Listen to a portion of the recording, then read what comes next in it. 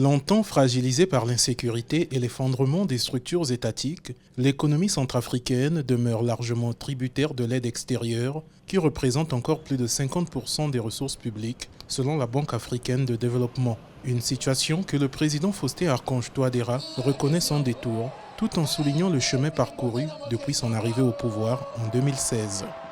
Progressivement, vous avez dit que une bonne partie du budget financier est presque la moitié. Aujourd'hui, les recettes propres sont au-delà de 2/3.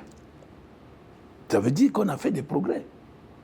On va continuer à mobiliser les ressources internes pour financer notre économie. Parce que nous pensons que là, il y a des niches de recettes qu'on peut mobiliser pour financer notre budget.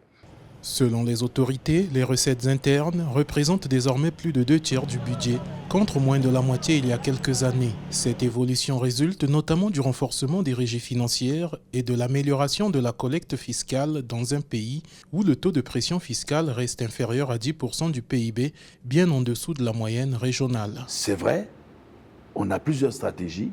Par exemple, la digitalisation de notre administration. Il y a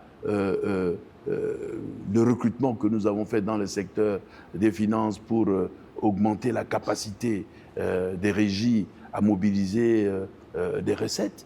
Et il y a beaucoup de choses que nous mettons en place pour aujourd'hui avoir une administration forte, capable de mobiliser toutes les recettes qui pourraient être disponibles pour le financement de notre budget. Nous sommes en train de travailler.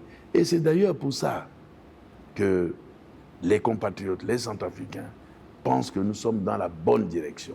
Avec la façon dont on mène les choses, nous allons dans le bon sens. Malgré ces avancées, le chef de l'État reconnaît que l'aide extérieure demeure indispensable à court et moyen terme. La République centrafricaine est actuellement engagée dans un programme avec le Fonds monétaire international, dont une 5e revue est attendue, tandis que la Banque mondiale accompagne plusieurs projets structurants en appui aux ressources nationales.